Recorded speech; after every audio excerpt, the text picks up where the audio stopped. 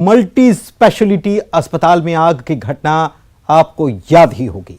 8 लोगों को मौत की नींद सुला देने वाले जबलपुर के अस्पताल का अग्निकांड सिस्टम की लापरवाही की जलती हुई मिसाल बना। इस अग्निकांड के बाद बड़ा सवाल यह उठा कि आखिर क्यों फायर सेफ्टी के मामले में इतनी लापरवाही बरती जा रही है।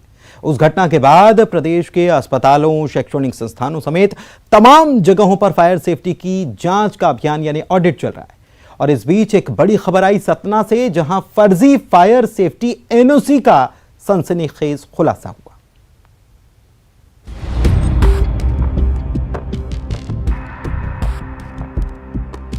अगर फायर सेफ्टी का फर्जी एनओसी मिलने लगे तो फिर जबलपुर अस्पताल में 8 लोगों को मौत की नींद सुलाने वाले अग्निकांड जैसे हादसों को भला कौन रोक पाएगा।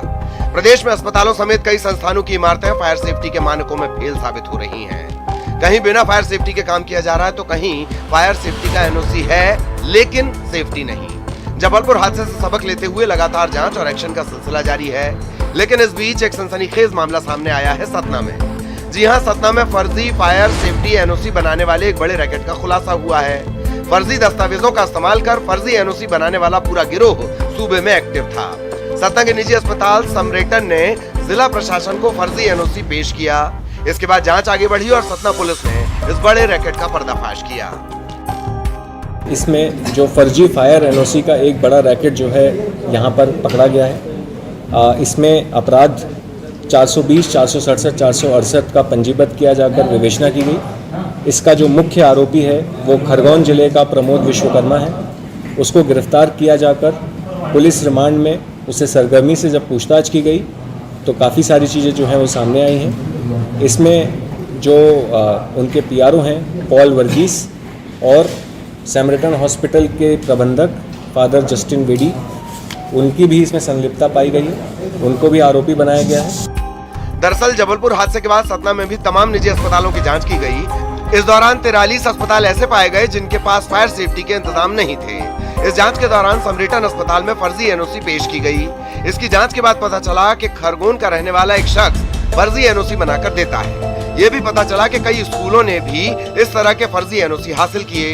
पुलिस ने इस मामले में फर्जी एनओसी बनाने वाले प्रमोद विश्वकर्मा और अस्पताल के प्रबंधकों को आरोपी बनाया है। 5 अन्य जो स्कूल हैं जो इनके अंडर में हैं और वो इसका मैनेजमेंट देखते हैं, उन सभी स्कूलों के जो रिन्यूअल हुआ है फायर एनओसी का वो भी फर्जी तरीके से हुआ है। उसको भी जो है जांच में शामिल किया है। लालच के आगे आम लोगों, यहाँ तक कि स्कूली बच्चों की जिंदगी से खिलवाड़ करने वालों की कमी नहीं। अस्पताल या स्कूल में फायर सेफ्टी का इंतजाम करने के लिए कई मानकों पर खरा उतरना होता है जिनमें खर्च आता है, लेकिन इतना खर्च करने की जगह चंद पैसों में जाली दस्तावेज बनवाना आसान है। यही वो लालच है जो लोगों की जिंदगी पर भारी पड़ता है। अब ये जांच का बड़ा मुद्दा है कि क्या सिर्फ सतना या फिर सूबे के दूसरे हिस्सों में भी फर्जी फायर एनओसी का खेल चल रहा है। शिवेंद्र सिंह बघेल, न्यूज़ 18 सतना। और खेल देखिए, फर्जी फायर एनओसी बनवा ही नहीं ली गई बल्कि उसको रिन्यू भी कराया जा रहा है। खरगोन के कलेक्टर परिसर के गार्डन में लोगों में स्वास्थ्य के प्रति जागरूकता लाने के लिए प्रशासन ने अनूठी पहल की। सूर्य नमस्कार की मुद्राएं प्रस्तुत करती हुई प्रतिमाएं यहां लगाई गई। ये प्रतिमाएं जहां शहर के सौंदर्य को बढ़ा रही हैं, वहीं लोगों को स्वस्थ रहने का संदेश भी दे रही हैं।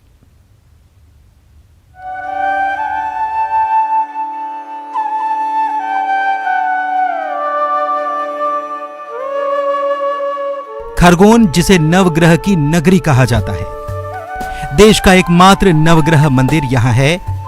इसका धार्मिक और सांस्कृतिक महत्व है और इसके महत्व को बनाए रखने की कोशिश प्रशासन ने की है। यहां नवग्रह मंदिर के सामने कलेक्ट्रेट है और कलेक्ट्रेट परिसर में लोगों को स्वस्थ जीवन का संदेश देती ये सूर्य नमस्कार की प्रतिमाएं हैं, जो शहर की खूबसूरती को 4 चांद लगा रही हैं।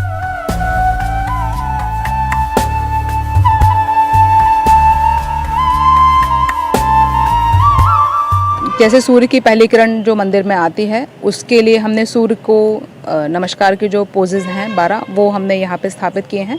इसके साथ ही हम स्वास्थ्य लाभ को भी लोगों को संदेश देना चाहते हैं कि सूर्य नमस्कार रोज सभी लोग अपनी जीवन शैली में अपनाएं और स्वास्थ्य लाभ पाएं। यहाँ के लोगों ने प्रशासन की पहल की तारीफ की है और कहा है कि कलेक्ट्रेट परिसर में लगी प्रतिमाएं लोगों को स्वस्थ रहने के लिए जागरूक कर रही हैं और इससे योग को भी बढ़ावा मिलेगा। कलेक्टर परिसर में आने जाने वाले लोगों को जागरूक करती हैं कि हमको योगा करना चाहिए, सूर्य नमस्कार करना चाहिए और हमारे नवग्रह मंदिर के सामने प्रशासन ने ऐसा किया है। इस पहल की हम बहुत सराहना करते हैं, प्रशासन को धन्यवाद देते हैं कि ऐसा आपने प्रशासन ने किया है कि सूर्य नमस्कार करते हुए प्रतिमाएं लगाई हुई हैं। प्रशासन के द्वारा सूर्य नमस्कार की 12 विभिन्न मुद्राओं में जो प्रतिमाएं बनाई गई है वो लोगों के आकर्षण का केंद्र बनी है। खास बात इसमें यह है कि जो कलेक्टर परिषद में लोगों की जागरूकता और सौंदर्य को लेकर ये प्रतिमाएं लगाई गई, लेकिन इसका महत्व इसलिए भी बढ़ जाता है कि जो खरगोन में देश का एकमात्र नवग्रह मंदिर है, इस मंदिर के सामने ये सूर्य प्रतिमाएं स्थापित की गई है। आशुतोष पुरोहित, न्यूज़ 18 खरगोन।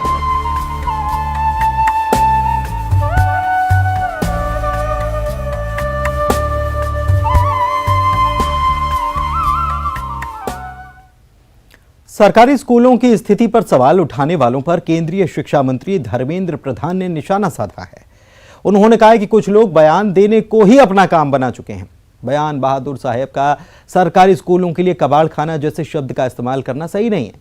ये शिक्षा जगत के लिए खेद की बात है।